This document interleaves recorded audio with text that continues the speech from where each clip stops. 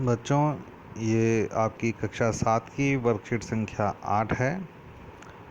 इसमें हमने आपकी जो संस्कृत की पुस्तक है रुचिरा, उसका तीसरा पाठ लिया है। आपको याद होगा पिछली वर्कशीट में, मतलब वर्कशीट संख्या 7 में हमने इस पाठ के प्रारंभिक 2 गद्यांशों को पढ़ा था। उसमें हमने इसमें इस पूरी कथा में मुख्य जो बात इसमें बताई गई है वो स्वावलंबी व्यक्ति को होना चाहिए। स्वावलंबन के विषय में इसमें बताया गया है। स्वावलंबन का अर्थ हमने पिछली वर्कशीट में बताया था आपको कि स्वावलंबन का मतलब होता है अपने ऊपर आश्रित रहना, किसी दूसरे के ऊपर आश्रित नहीं रहना, अपना ही भरोसा करना। हम दूसरे पर भरोसा करके अपने कार्य को हम कम ना करें या हम अपने आप को कमज़ोर ना करें, हम अपने आप को मजबूत बनाए रखें। इसके लिए हमें अपने ऊपर आश्रित रहना चाहिए। तो इसी विषय को इस पाठ में एक के माध्यम से आपको बताया गया है। इसके 2 गद्यांश हम पढ़ते हैं। उसमें मैं एक बार आपको याद हूँ, ये 2 बच्चों की कहानी है। 2 बच्चे में एक बच्चे का नाम है श्रीकंठ और दूसरे बच्चे का नाम है कृष्णमूर्ति। अब इसमें होता क्या है कि जो श्रीकंठ नाम का बच्चा है वो होता है अमीर और जो कृष्णमूर्ति है वह होता है गरीब। एक दिन श्रीकंठ कृष्णमूर्ति के यहाँ पर जाता है और उसके घर में देखता है कि उसके घर में कोई नौकर चाकर नहीं है और उसके माता पिता और कृष्णमूर्ति ही श्रीकंठ का आदर स्वागत करते हैं, सत्कार करते हैं। वहीं श्रीकंठ का एक विशाल भवन है। उसके पिता बहुत अमीर हैं। उसके घर में 10 नौकर चाकर हमेशा काम करते हैं। बहुत सारी खिड़कियां, दरवाजे, स्तंभ, कमरे उसके घर में हैं।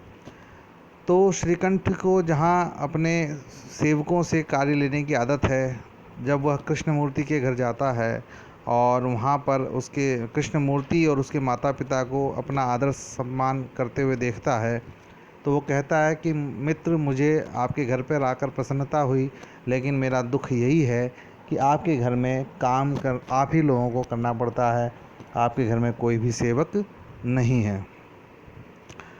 यहाँ तक हमने पिछली वर्कशीट में पढ़ा था। अब हम आगे क्या होता है इसको पढ़ते हैं। श्रीकंठ की बात को सुनकर कृष्णमूर्ति क्या कहता है, पढ़ते हैं।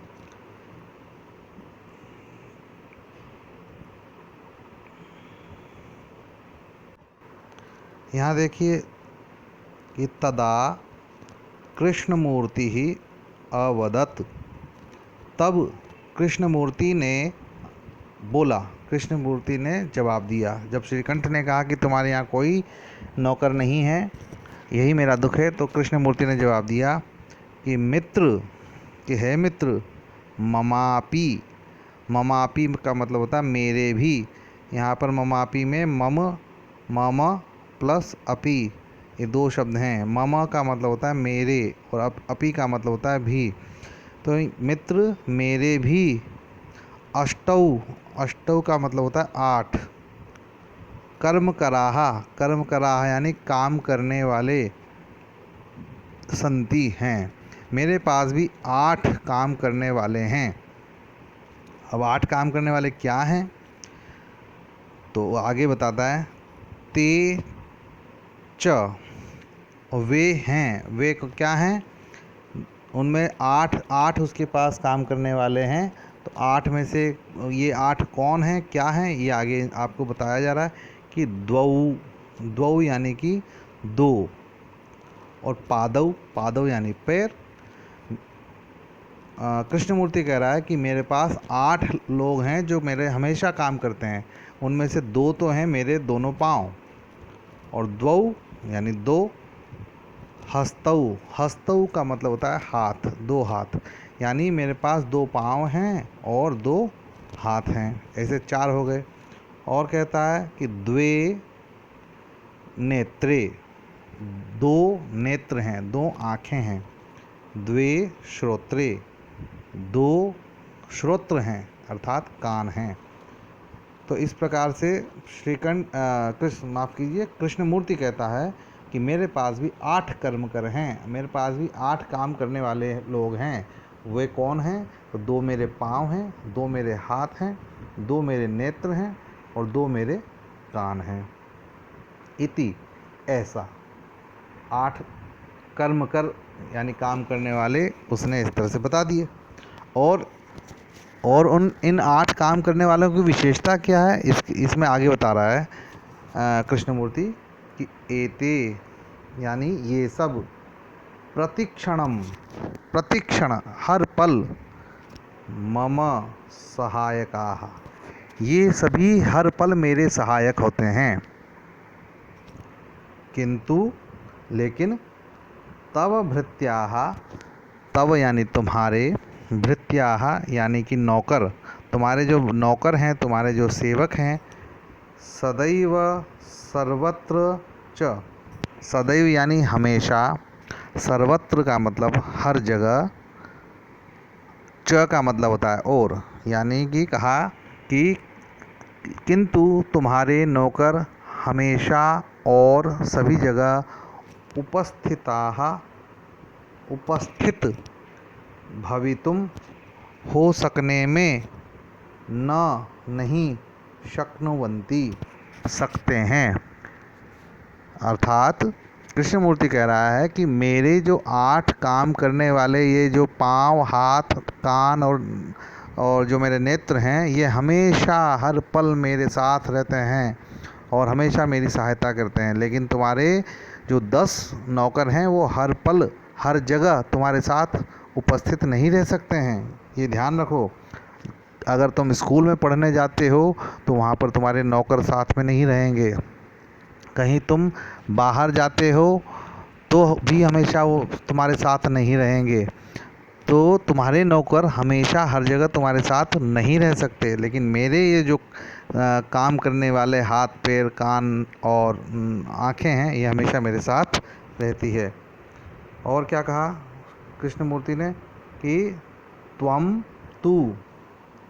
यानी तुम, तू यानी तो, तुम तो स्वकार्याय अपने कार्य के लिए, भृत्याधीनः, भृत्याधीनः का मतलब है भृत्य के अधीन, सेवक के अधीन, नौकर के अधीन।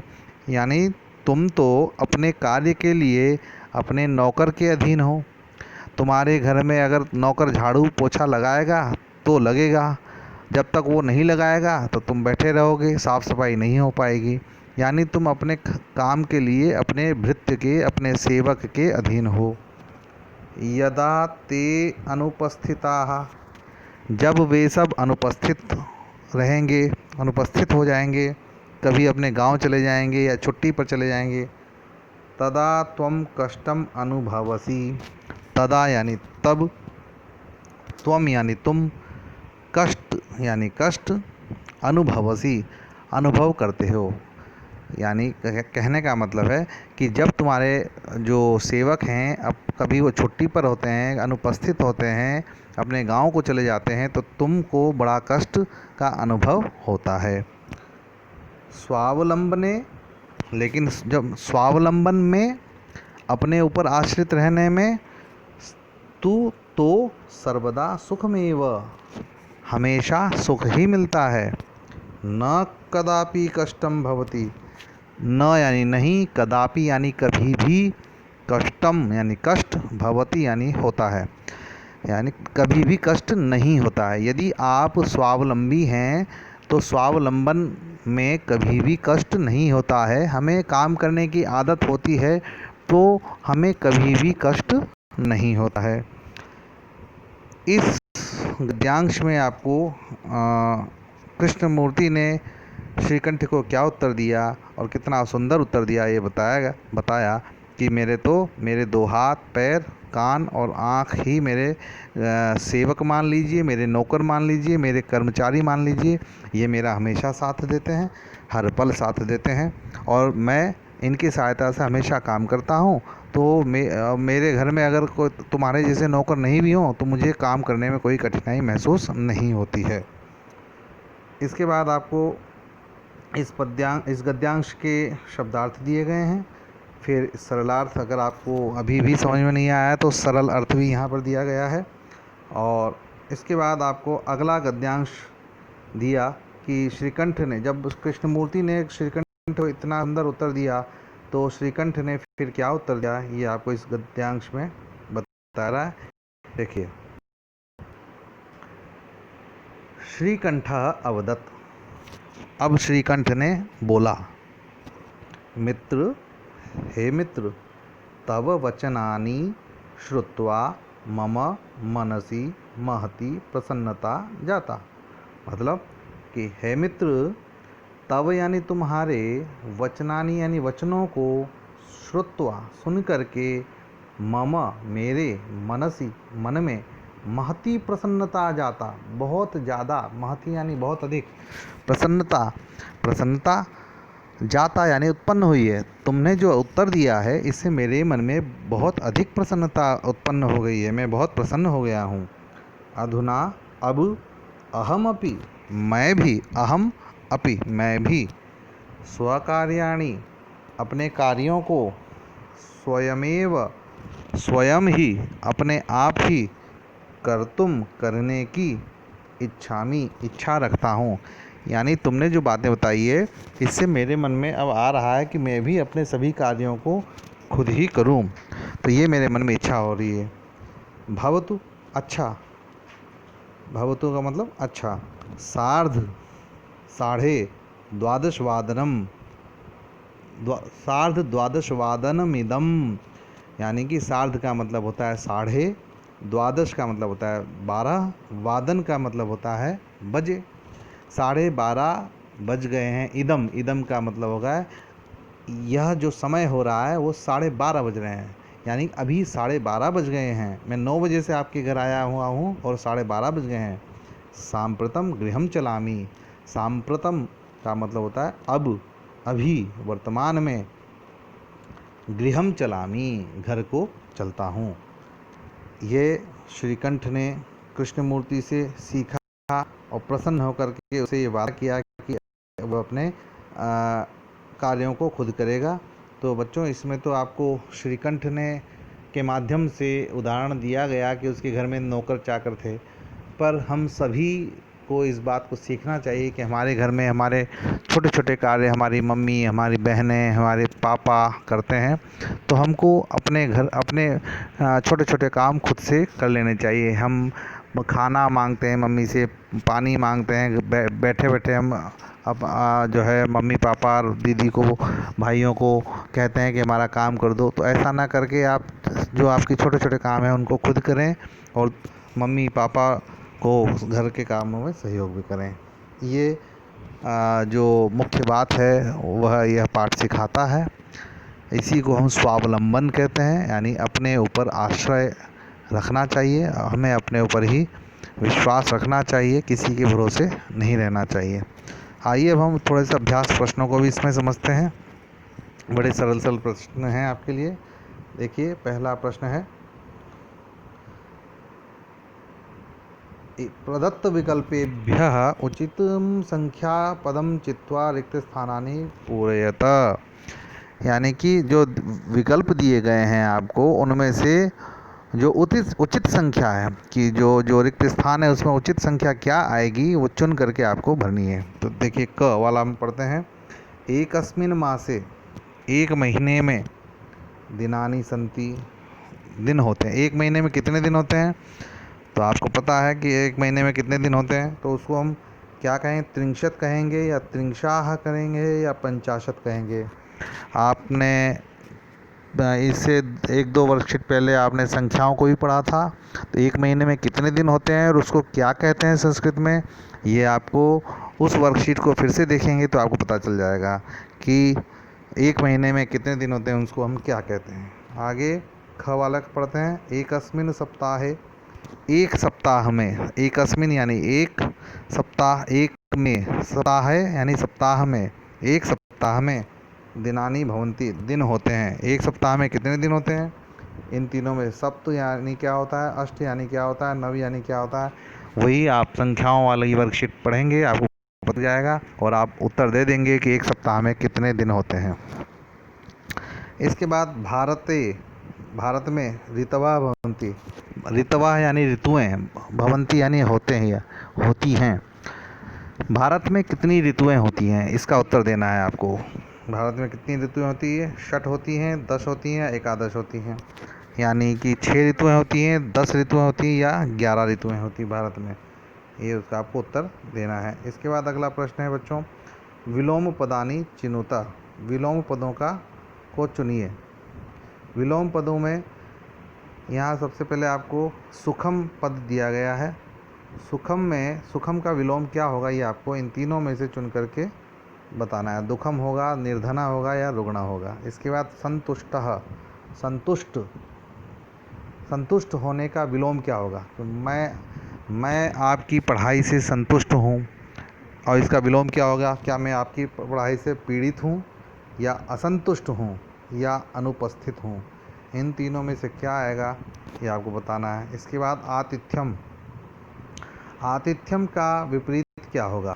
आतिथ्यम का मतलब आप समझते होंगे, थोड़ा सा मैं इंडिकेट कर देता हूँ कि जब भी हमारे यहाँ कोई अतिथि आते हैं तो उनका जो हम स्वागत सत्कार करते हैं वो उसको कहते हैं हम आतिथ्यम, यानी स्वागत सत्कार करना आतिथ्य कहलाता है। तो अब इसका उल्टा, इसका विलोम क्या होगा?